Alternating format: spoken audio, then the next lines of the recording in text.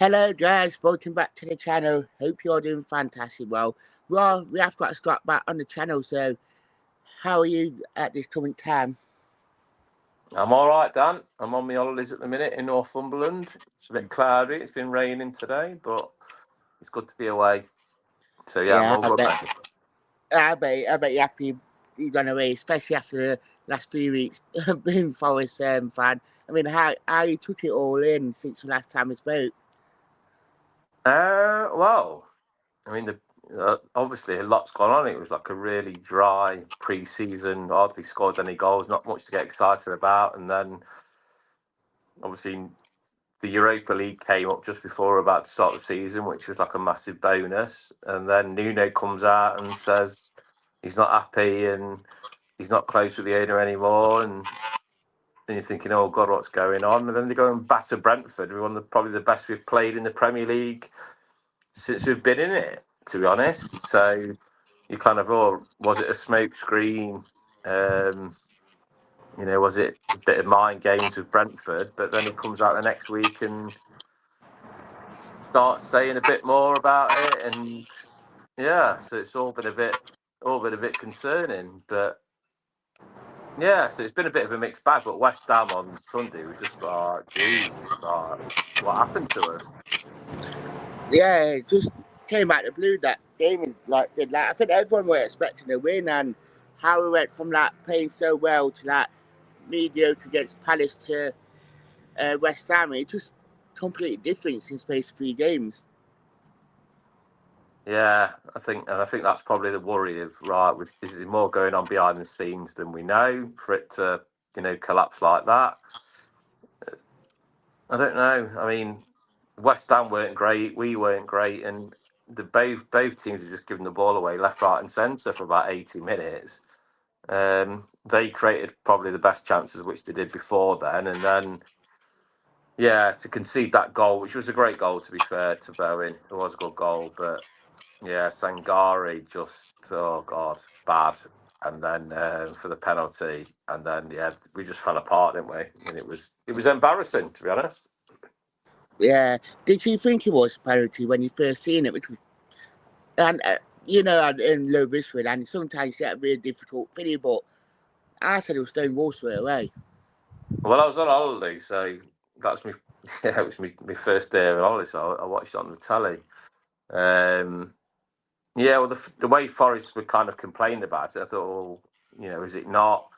But when I saw it in the replay, I was like, that's just a massive stone wall. And it was like, really silly tackle. Yeah, and then but to concede the third was just complete capitulation, which is, that's not a good sign. I thought I would like to think we'd grown from those kind of moments. We've had a few. Yeah, Where we conceded goals in a couple of minutes, but to concede three in 7 minutes that's not good. nah, nah, it's definitely not. I know a lot of it came out of Sunday as well, especially Nuno, and a lot of people said about it's all Nuno's fault, all this and all that, and saying that he refused to play all the new players. I mean, what's your old take on the old Nuno situation from what you gather? Uh, I don't know. I think more than anything, I think it's disappointing Mm. because I think in any football club or any organisation, wherever you work, there's always politics going on, and there's always stuff going on behind the scenes. And I think probably from a management perspective is that you never want to let that uncertainty trickle down to people on the shop floor. So, when I put that into footballing terms, then you don't want to let the players know that there's uncertainty because they've got a job to do and, they've got to be getting on with it. So, for Nuno coming out there, I'm quite surprised, surprised really. And I suppose a little bit disappointed because that should have all been kept in house. And, you know, I understand his frustrations. When we only had two players signed by first game of the season, I get that. But, it's been a slow transfer market. There was the World Club Cup that started just about, as everybody was pretty much getting on the beach for the holidays. Then the World Cup cup starts, and so there was all that. The Elanga, the Morgan Gibbs White, all that kind of stuff going on, and then the Europa League didn't finalise itself, did it, until Mm. just before the end of the season. So I think it's been a slow transfer market, and there's a lot better team. Oh, sorry, there's other teams worse off than where we are at the minute. You think about Brentford, who lost they lost their coach, they lost their best players. One of them went on strike, and that only got resolved on the last game of the season. But Aston Villa not done great in the transfer market until the last few games. Fulham were chirping up. Silva was chirping up. Glasner's been chirping up, saying that he's not been backed, and you look at actually what we've come out with by the end of it is that actually, Nuno, we've come out of this pretty good in terms of what it looks on paper. I'll say that it is on paper, but I think we've done okay. Mm. Yeah, definitely. I mean, to say what we've been through just been crazy, and like that on um the head for me, like what you said. So we have came out quite strong. I mean, what you take on all the new signings anyway? The ones that came in last 3 weeks. We've been obviously said we had to wait to Europa League being confirmed, but we made some serious ballers come to the Forest now. Yeah, I think we've got some good up and coming talent, which some have had a bit of a taste of Premier League experience, which is good. But so there's plenty of talent, so that fits the bill of the model that we want to sign young players. If they do well, they'll get sold on, a bigger value.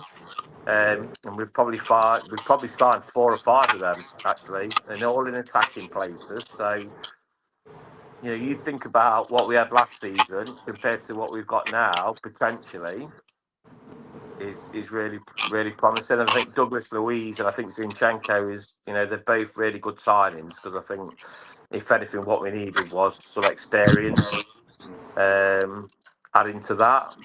But I understand Nuno's frustrations because you want it all done ready for July, ready to start pre-season, but it just hasn't felt that way. And I think Marinakis and Edu or whoever, in an ideal world, we wanted all those deals done, ready to start for July. But that's out of everybody's control, unfortunately. So it's a challenge for Nuno now: is how is he going to get that bond together?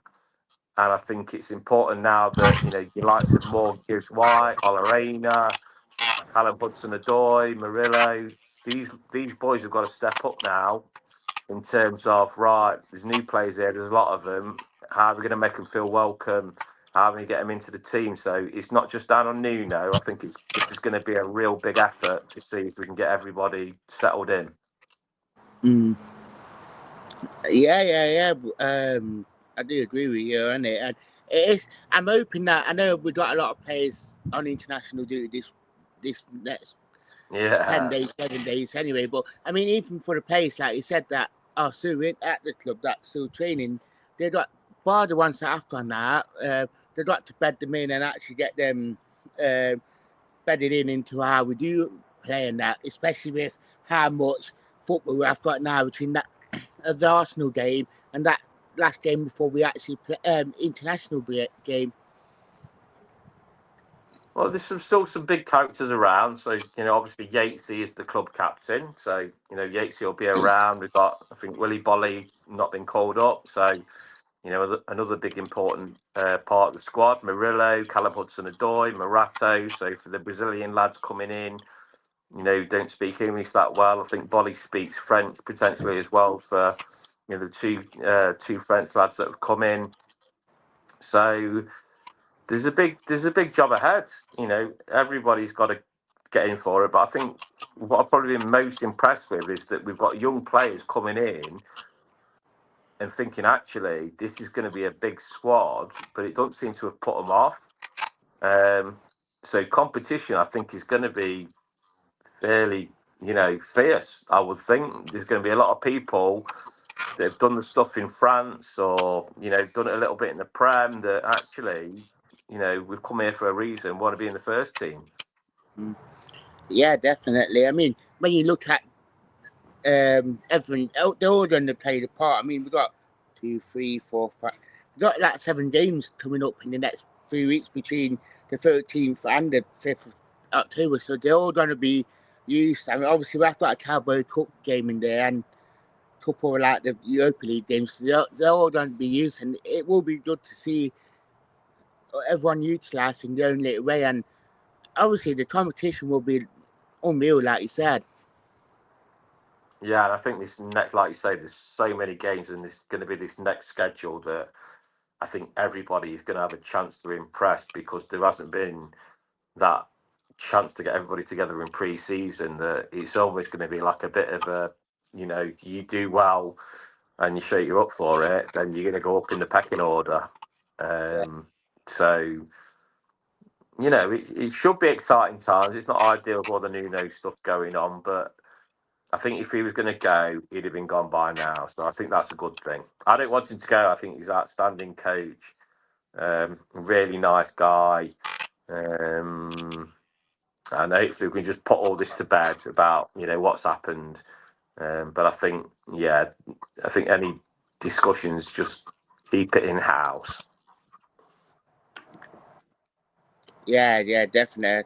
I couldn't agree more with you on it. Like, with everything, and I think hopefully now it's everything should hopefully touch wood settle down now, and they could focus on the football and getting everyone like moving forward. And I mean, get as many points on the board that we can, especially in the Europa League, getting through the Carabao Cup and getting back up that league table. Yeah, I don't think the Carabao Cup is really, I don't know. They'll probably put a second team out, which they can afford to do now. There's enough talent now to put a second team out to see what they can do. So, I've just said it. Perhaps it's not important, but actually, it might be quite important that if they're going to put out a second 11 in those games, it's going to keep those lot fresh. If they can, they can get through to the next stage because it means that they're going to be guaranteed games. So potentially, it might be important. Because I think obviously the squad will whittle down to 16 when they go abroad, and it's an interesting one because I think Forest are going to want to go all out to impress in Europe, but they've got to balance it because they can't have games like they have on Sunday. They can't have too many more of them because it could be like Spurs last season where they've done really well in Europe but really struggled in the league and. Yeah, we can't be doing with that, I don't think. Nah, definitely. And hopefully that, I mean, Nuno will have that experience of that with Wolves and everything. So hopefully he knows how to balance that first and Sunday. I know typically, as you look at like Villa did, Newcastle did over the last 3 seasons, they all struggle with that sort of like balance between European football and Premier League. So I completely agree with you on that. I think you just want it. I mean, hopefully, European football might bring out the best of us in the Premier League. Playing Yeah. at that kind of standard. Um, so yeah, but it's at the end of this should be like really exciting times. I think if we'd had none of this Nuno stuff, everybody would have been absolutely buzzing. And I don't think we would have had that defeat on Sunday. No, I completely agree with you on it. Definitely. Um, all that. So, but yeah, do you want to tell everyone where to find you on your socials? Yeah, I've just changed it actually. You can find me on Ely Wrights on Blue Sky. You'll find me on there. Just posted an article yesterday on where I think Forest are at the moment with all the Nuno stuff and the transfer stuff going on. So yeah, you'll find me on there. But yeah. I mean, I've posted a link to your Blue Sky on in the link and the article, so people can have a look at it. But yeah, thank you for coming on as per usual, even No when you're on worries. holiday. Yeah, no worries, Dan. All right. Take care, mate. Right, thank you for watching as per usual. Do hit that like button, do subscribe, get us to 4K. I mean, we're getting closer and closer, so Thank you for watching.